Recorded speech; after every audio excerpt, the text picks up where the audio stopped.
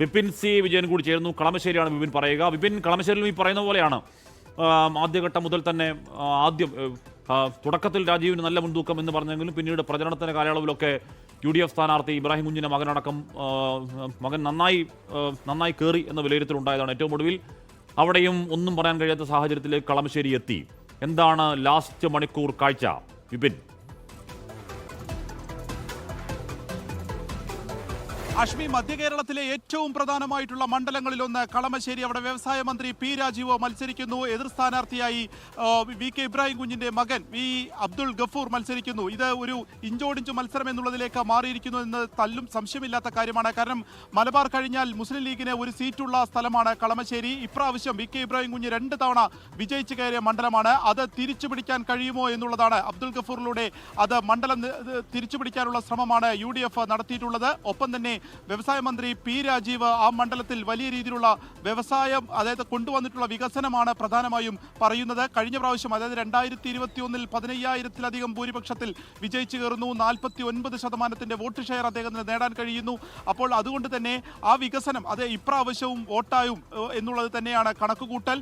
CPM-ന്റെ കണക്കിൽ തന്നെ വിജയിക്കുന്ന മണ്ഡലങ്ങളിലൊന്ന് കളമശ്ശേരിയാകുമെന്ന് പറയുന്നു. പക്ഷേ മുസ്ലിം ലീഗും കളമശ്ശേരി ലഭിക്കുമെന്നുള്ളതാണ്. അതായത് ഒരു നെക്ക് ആൻഡ് നെക്ക് പോരാട്ടത്തിലേക്ക് അവിടെ മാറിയിരിക്കുന്നു എന്നുള്ളത് തെല്ലും സംശയമില്ല. ഇപ്പോൾ ഒപ്പം കളമശ്ശേരി അടക്കമുള്ള പ്രൊജക്റ്റുകൾ കൊണ്ടുവരാൻ പി രാജീവിനെ കഴിഞ്ഞിരിക്കുന്നു. ഇനിയിപ്പോൾ അവിടെ ഒരു ഹൈക്കോടതി അങ്ങോട്ടേക്ക് മാറുകയാണ്. അങ്ങനെ വലിയൊരു വികസനം മണ്ഡലത്തിൽ നടപ്പാക്കാൻ കഴിഞ്ഞു എന്നുള്ളത് പറയുമ്പോൾ തന്നെ അതൊക്കെ ഫ്ലെക്സിൽ മാത്രം ഒതുങ്ങി നിൽക്കുന്നു. അതിനപ്പുറത്തേക്ക് വലിയൊരു വികസന പാതയിലേക്ക് കളമശ്ശേരി പോയിട്ടില്ല എന്നുള്ളതായിരുന്നു അബ്ദുൾ ഗഫൂറിൻ പ്രധാനമായിട്ടും മുസ്ലിം ലീഗും ഉയർത്തിയത്. അപ്പോൾ ഈ 2011 ശേഷം വീണ്ടും ഈ മണ്ഡലം തിരിച്ചുപിടിക്കാൻ കഴിയുമോ എന്നുള്ളതാണ്.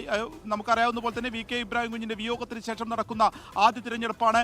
അവിടെ അദ്ദേഹത്തിന്റെ വിയോഗത്തിന് ശേഷം ഉണ്ടാകുന്ന ഒരു അനുതാപ തരംഗം കൂടി ഗഫൂറിന് വോട്ടായിട്ട് ലഭിക്കുകയാണെങ്കിൽ, ഒരു UDF തരംഗം ഉണ്ടാവുകയാണെങ്കിൽ കളമശ്ശേരി കൈവിടുമോ ഇല്ലയോ എന്നുള്ളത് ഏറ്റവും പ്രധാനമായിട്ടുള്ള ചർച്ചയാവും. അവിടെ BDJS-ന്റെ സ്ഥാനാർത്ഥിയാണ് NDA-ക്ക് വേണ്ടി മത്സരിക്കുന്നത്. MP ബിനു.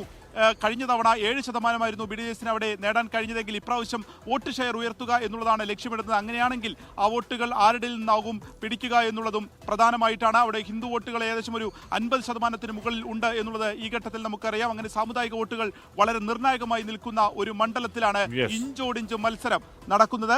ഏറ്റവും അങ്ങനെ വല്ലാത്ത പോരാട്ടം നടന്ന സ്ഥലം കൂടിയാണ് കളമശ്ശേരി. നാളെ പ്രിയപ്പെട്ട പ്രേക്ഷകർ, നാളെ ഈ സമയമാകുമ്പോഴേക്കും ഓൾമോസ്റ്റ് കേരളത്തിന്റെ രാഷ്ട്രീയ കാറ്റ് എങ്ങോട്ടേക്കാണ്?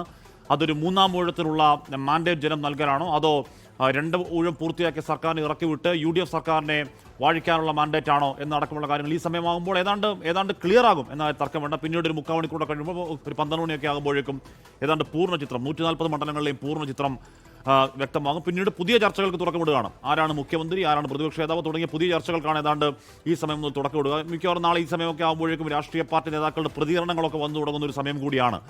ഓർക്കുമ്പോൾ തന്നെ ആകെ ഒരു ചങ്കിടിപ്പ്, ആകെ ഒരു നെഞ്ചിടിപ്പുണ്ട്. അത്രത്തോളം ആകാംക്ഷാഭരിതമായ പ്രവചനം ഏതാണ്ട് സാധ്യമല്ലാത്തൊരു തെരഞ്ഞെടുപ്പ് കാലമാണ് കഴിഞ്ഞത്.